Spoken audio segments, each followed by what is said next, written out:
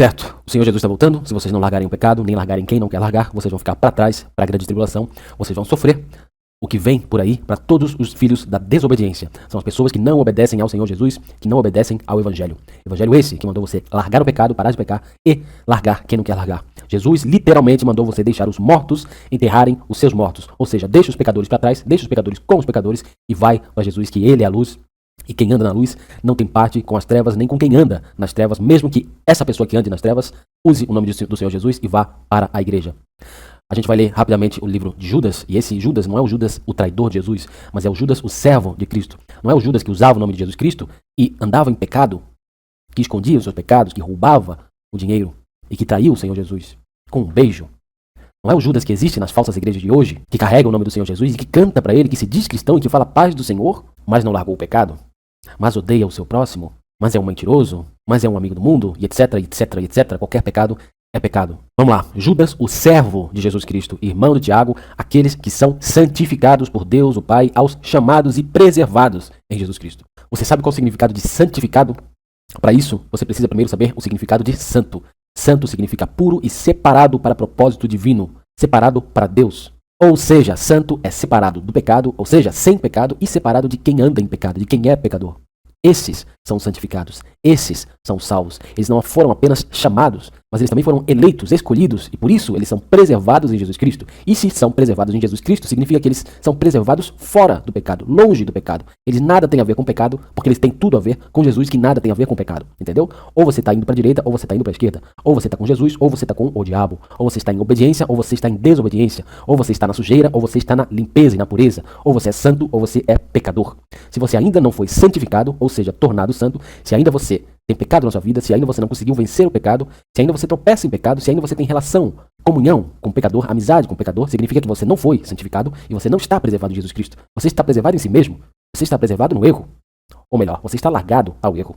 Tá bom? Então não deixa seu falso pastor e sua falsa igreja te enganar, ensinando que você é salvo mesmo ainda sendo um pecador, mesmo tendo amizades com pessoas que são pecadoras. Você está sendo enganado. E um só versículo de Judas, o primeiro versículo de Judas já desmente todo o sistema religioso. Tá bom? Presta atenção.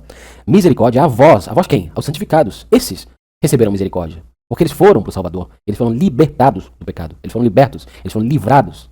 Jesus tirou as algemas que o diabo tinha nos pulsos deles, ou nos punhos deles. E paz e amor vos sejam multiplicados. A quem? Aos santificados. Amados, quando dediquei toda a diligência a escrever-vos acerca da salvação comum, tive a necessidade de escrever-vos e exortar-vos, porquanto deveis seriamente batalhar pela fé que uma vez foi entregue aos santos. Porque certos homens se introduziram com dissimulação, os quais antes estavam ordenados para esta condenação. Homens impiedosos, que convertem a graça do nosso Deus em lascívia e negam o único Senhor Deus e nosso Senhor Jesus Cristo. Vamos lá. Porque certos homens se introduziram com dissimulação. O que é dissimulação? Simulação, ocultação, fingimento, engano. Eles não são sinceros, eles são enganadores. Eles usam o nome de Cristo, mas eles não seguem a Cristo de verdade. Esses são os falsos Judas. Esses são os Judas Iscariotes. São os lobos em pele de cordeiro. Eles são dissimuladores. E antes eles já estavam ordenados para esta condenação. Ou seja, toda pessoa que não é sincera em Cristo está condenada, vai queimar no inferno. Homens impiedosos. Impiedoso significa uma pessoa que é pecadora. Uma pessoa que é suja.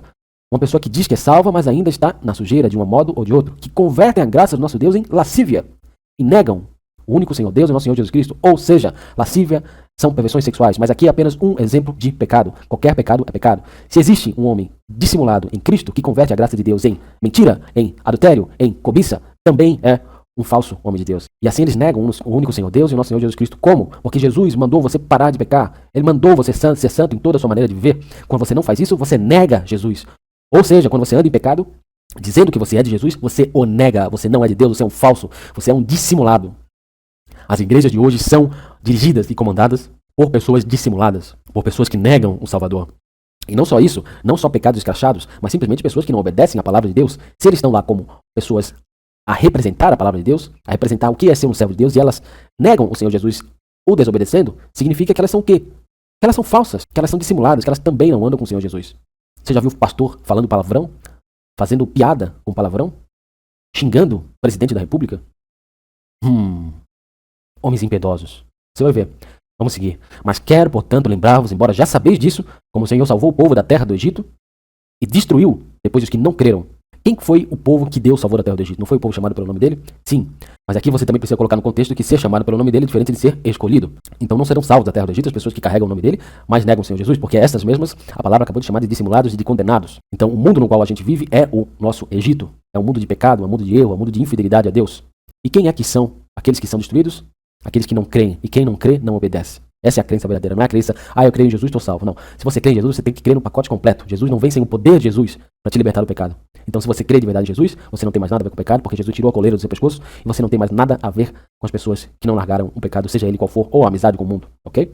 Então, esses são os crentes de verdade e esses são aqueles que serão salvos da terra do Egito, ou seja, desse mundo, que não serão destruídos. Mas aqueles que serão destruídos são aqueles que andam em pecado, seja ele qual for. E aos anjos que não guardaram o seu principado, mas deixaram a sua própria habitação, ele reservou cadeias eternas sob trevas até o julgamento do grande dia.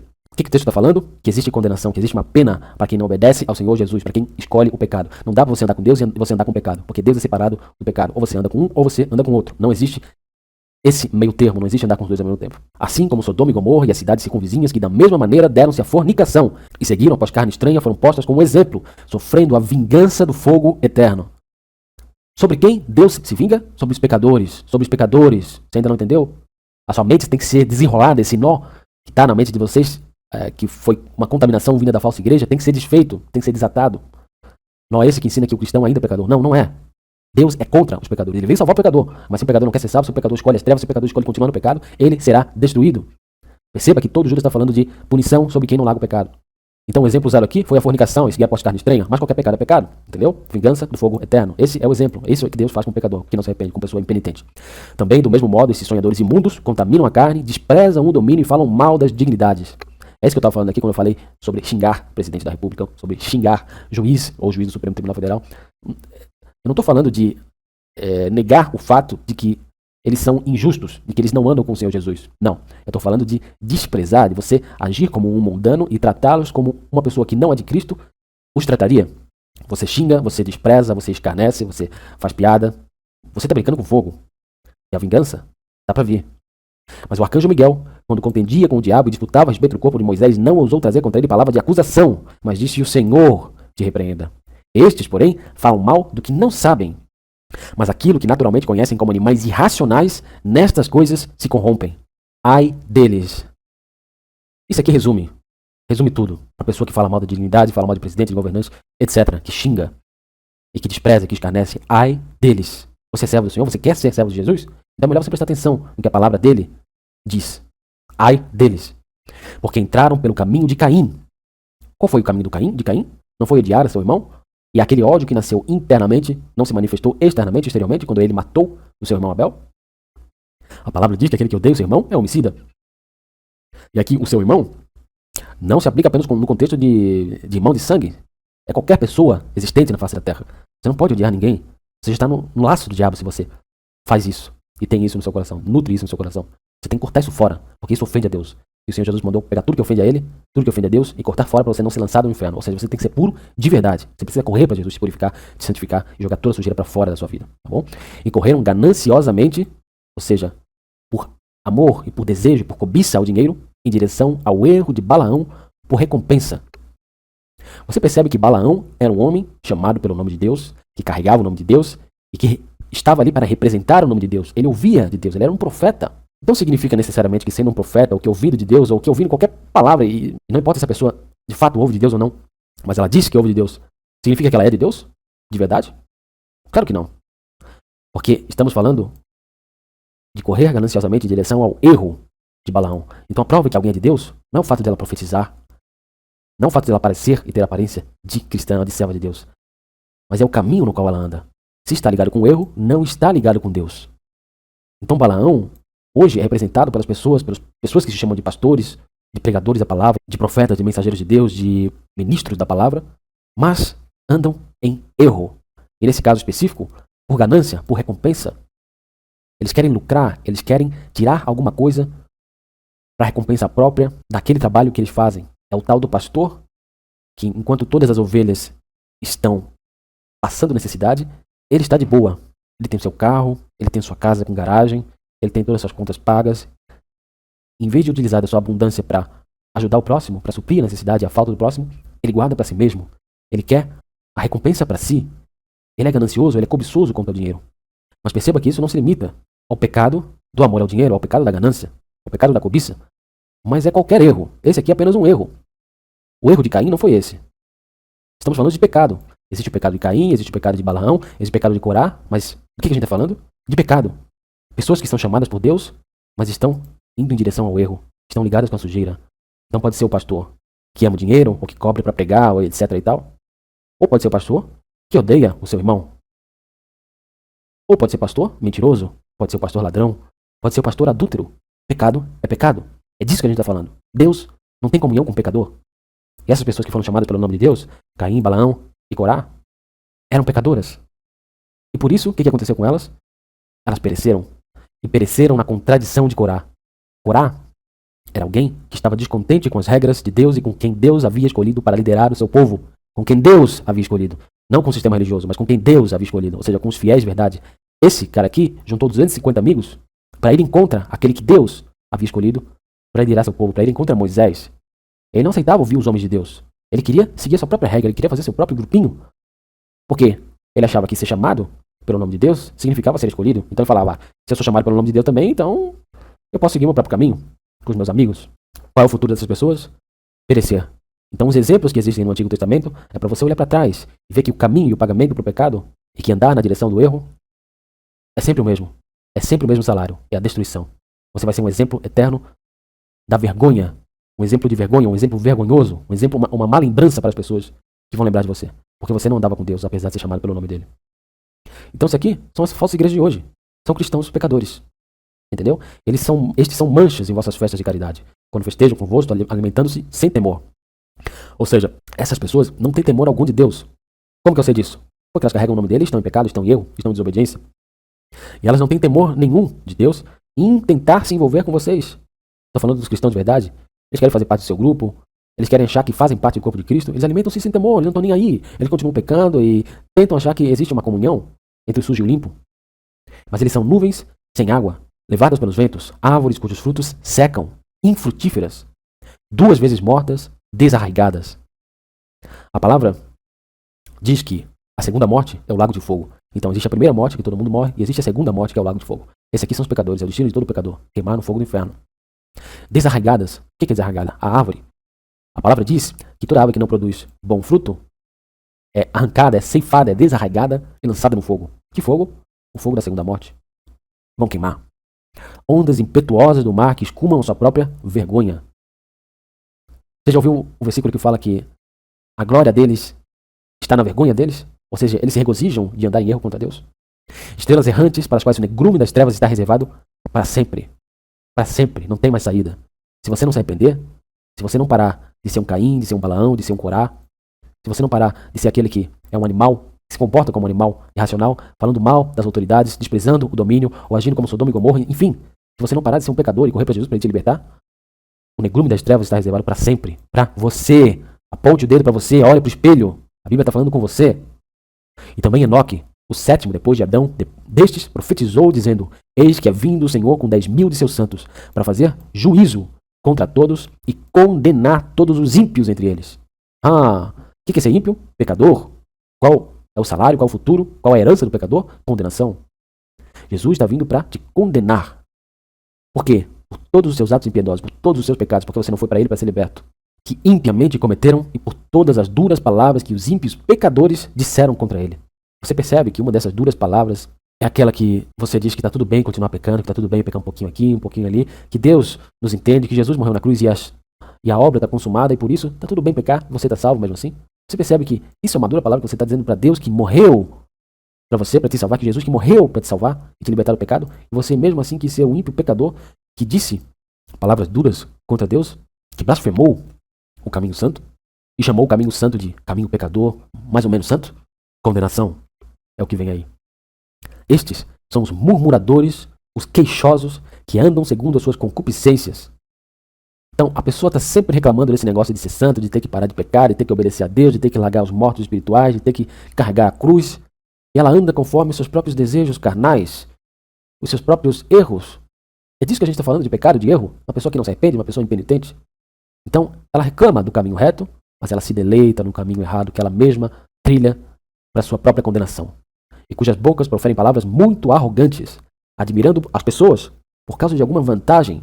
Então, outro tipo de pecador está sendo aplicado aqui, que são as pessoas interesseiras. As pessoas que admiram as outras, e que fazem amizades e que estabelecem contatos e, enfim, relações pessoais. Para quê? Por causa de alguma vantagem, para conseguir alguma coisa com isso. Seja para ser mais bem visto, ou seja, cobiça. Seja para receber alguma coisa, que também é cobiça. Seja para ser bem recomendado por alguém ou por essa pessoa a quem ela tenta se afeicionar, tenta se aproximar. Então, essas pessoas interesseiras também são condenadas. Elas não andam com Deus. Elas estão interessadas não em santidade, elas estão interessadas em servirem a si mesmas. Em alimentarem a sua própria barriga, espiritualmente falando. Elas buscam a glória dos homens.